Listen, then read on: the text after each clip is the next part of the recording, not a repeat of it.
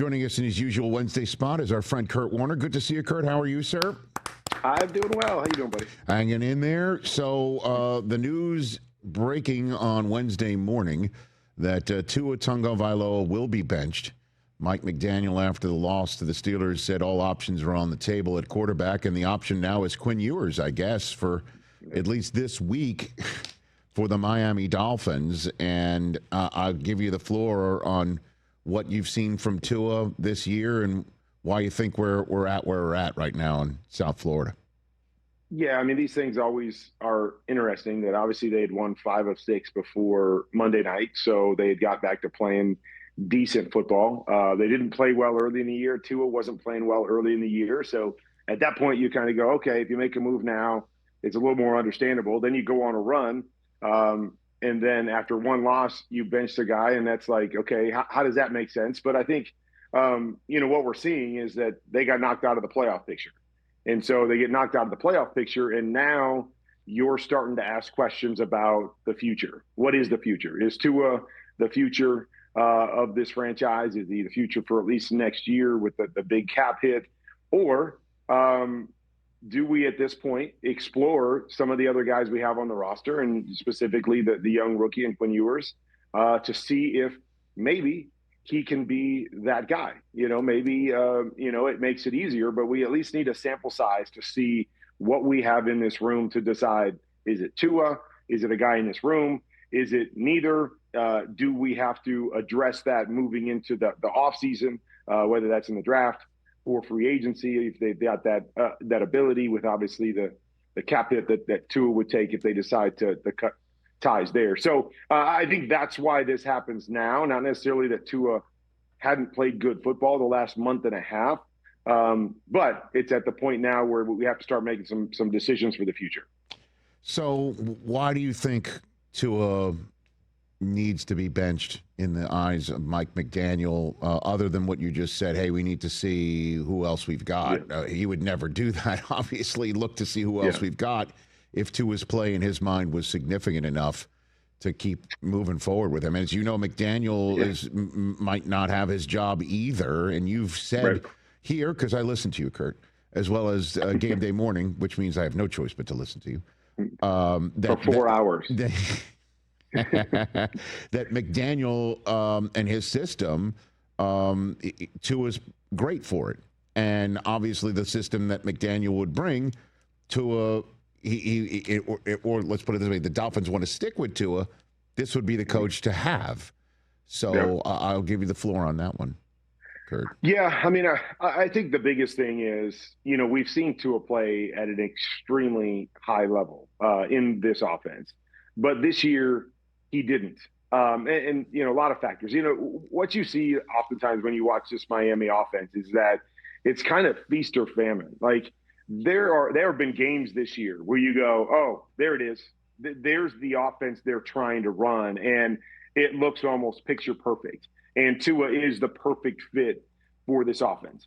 But I've been outspoken a lot about how this offense is really tough for a quarterback. And why Tua fits it is because they ask you to fit it into your number one receiver a lot.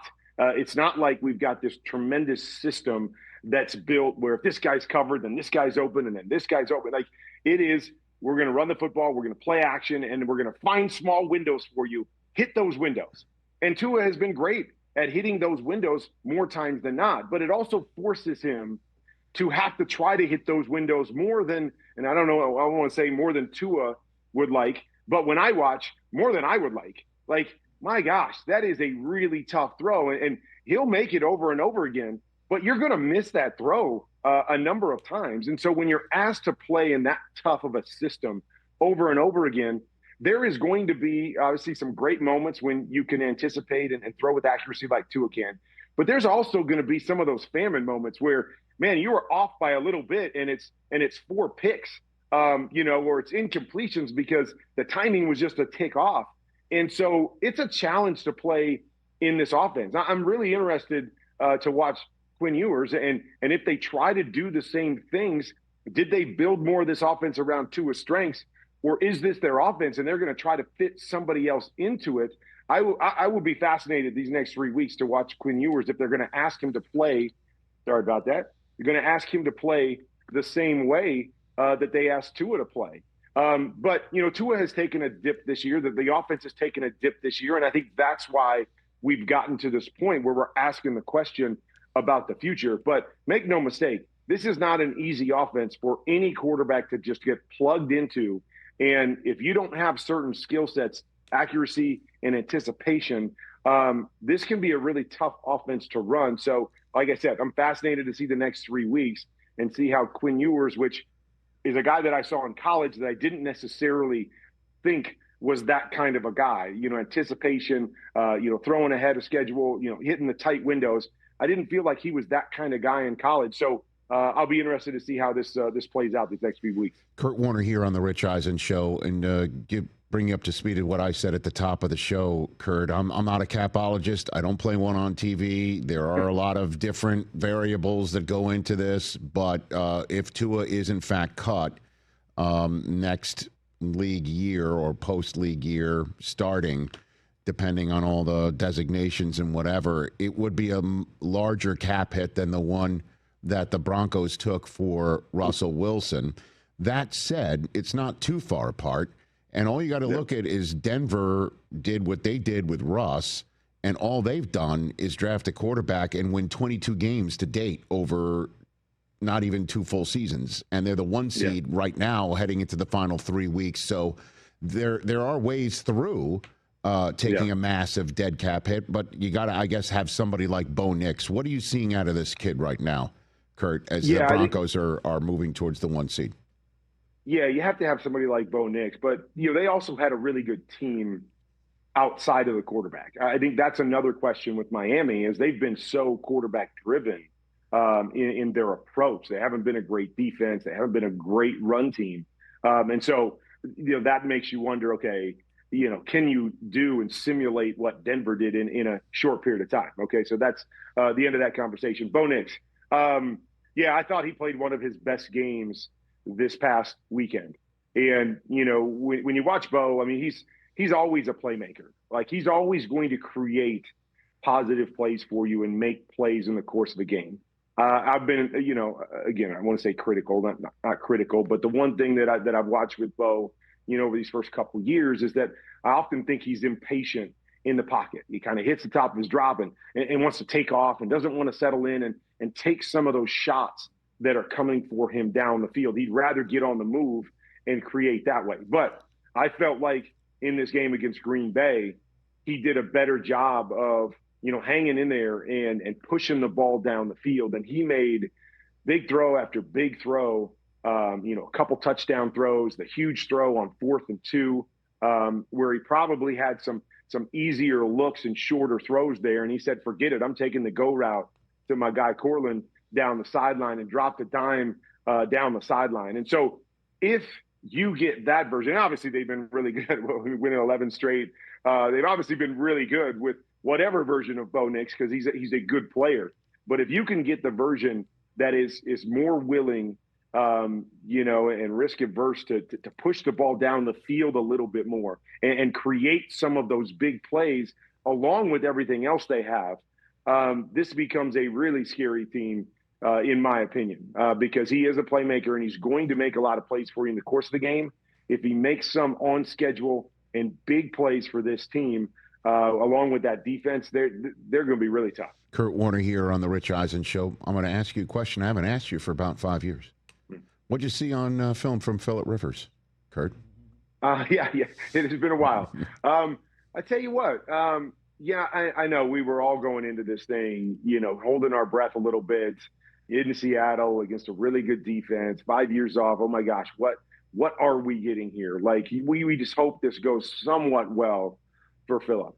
And it was mostly managing the game, getting into run plays and keeping them on schedule. But Phillip made some key throws in the game, including the touchdown throw, the late kind of back shoulder throw that set them up for the field goal. A couple of other anticipatory throws in the game. So I thought it was a great start. I don't know if you could have asked for much more than what we got.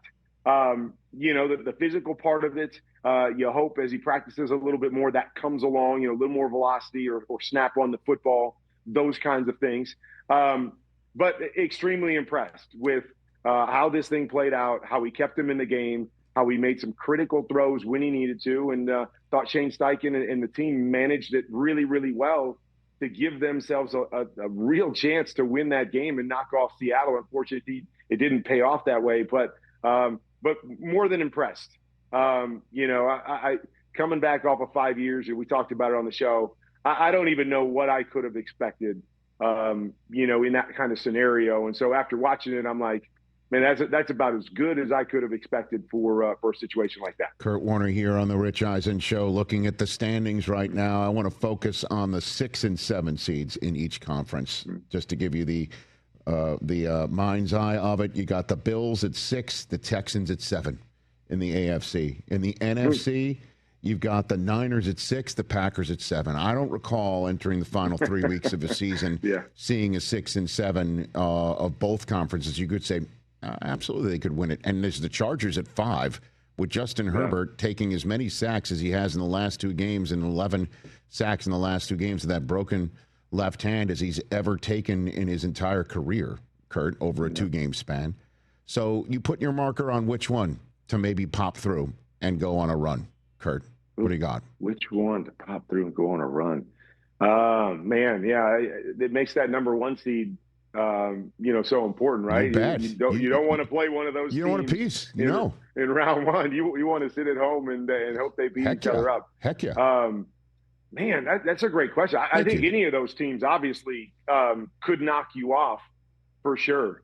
Man, I want to say the Texans just because of how good their defense is, and I feel like their offense and CJ has been better since he came off of this kind of concussion protocol and had those few weeks off.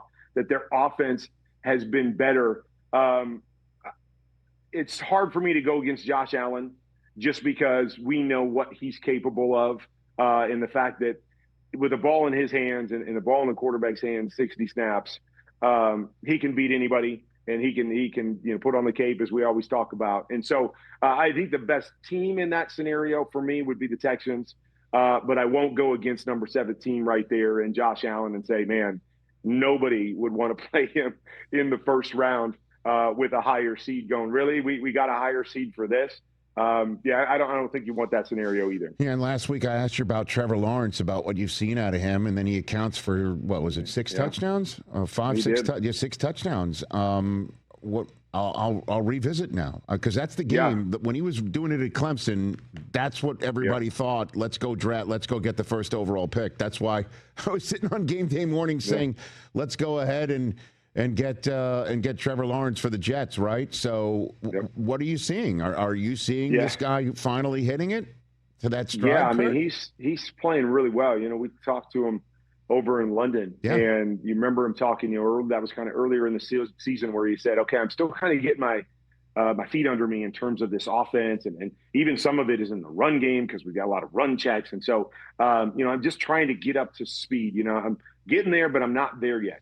It sure feels like he's found that groove now. The last 3 or 4 weeks, I think he's played some of his best football. You always ask me who the best quarterback performance was every week. Yes. He was going to be my number 1 on the list this past week. And it's one of those scenarios where even when he's a little bit wrong, it's right now. And so he had a touchdown pass to Brian Thomas where I felt like he got off the backside a little bit too early. And the backside defender fell off on the play.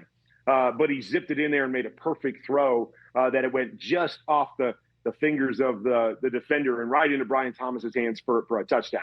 So, like, even when he was a little bit off with his read and kind of sped it up too much, he's playing so well and so perfect that he gets away with some of those plays as well. I mean, it's just, so many things are going right. And we've all seen this, right? We've seen the moments that say, okay, when this all goes right, this kid has everything you could possibly want to be a top-level elite quarterback in the league. We just haven't seen him put it all together. The last 3 or 4 weeks, it's been put together. And so now the question becomes, okay, can he sustain that? Is that what we see the rest of the year? Is that what we see the rest of his career? But right now, Coach Cohen is doing a great job of dialing it up, and Trevor Lawrence is locked in and throwing the football really, really well. And some great games coming up this week. I mean, the aforementioned Chargers trying to get to 11 wins, stay in the mix in the AFC West, taking on Dallas. Tampa and Carolina, the first of two times over the last 3 weeks. They're tied atop their division. Pittsburgh, 2 wins in a row, taking on Detroit. Rodgers' final visit, one would think potentially to Detroit in a game that both have to have. Of course, there's the one that we also mentioned with the Packers and the Bears. Jaguars taking on the Broncos. Trevor Lawrence, red hot. Nobody's hotter than Bo Nix. And it all starts with Rams-Seahawks on Thursday night. So let's finish with that one. Rams-Seahawks comes down to what, do you think? Yeah, I mean, I think the big question or the big thing we're going to say is it's going to come down to Sam Darnold against the pressure of the Rams. The last 2 times they've played, whether that was in Minnesota last year in the playoffs, I think he was sacked 9 times in that game, but just didn't look like the same Darnold we had seen the rest of the season when the pressure was on him and he was getting hit and he was rushed to make decisions. Earlier this year, we saw the same thing. 4 interceptions in the game at LA. Was same thing, pressure and bodies around him on every snap, where he was forced to have to drop back and throw the football a little bit more. He hasn't performed well in those situations. So that to me is going to be the question of this game is, A, if they get into that kind of a game, can Sam quiet the critics in that regard? Or B, can they play a different style of game? Like all year they've wanted to play with more tight ends and running the football and play action and under center and all of that stuff. They haven't been quite as good this last month offensively. And so can they play that brand of football to slow down the front and not get into that drop back game where Sam has struggled against the Rams the last couple times out? So those are the big questions that I have, going in specifically from that kind of matchup. Thank you, Kurt. Greatly appreciate it, man. And are you, I've totally forgot the Monday Nighter, which I should do. Always mention here on Disney Plus and ESPN and ESPN Radio. Are you calling that one on radio? Are you doing that one? I am not calling next Monday. I got it off earlier in the year, and now I'm kind of wishing that I was on that one. I'd love to see Phillip, and the 49ers are playing well. Brock Purdy had a great game this past week, so really good matchup with obviously high stakes at that one too. But you and I will have our hands full for Texans at Chargers on NFL Network this Saturday of week 17. I can't believe we're coming down to it here. Kurt, thanks for the time. Greatly appreciated. Everybody check out QB Confidential, which is how Kurt breaks down everything from his All 22. It's his must subscribe to YouTube channel. We'll see you soon, brother. All right, see you Sunday, buddy. Kurt Warner, everybody, right here on the Rich Eisen Show. Hey, you made it all the way to the end. Thanks for that. Check us out every single day streaming live on Disney Plus and the ESPN app 12 to 3 Eastern.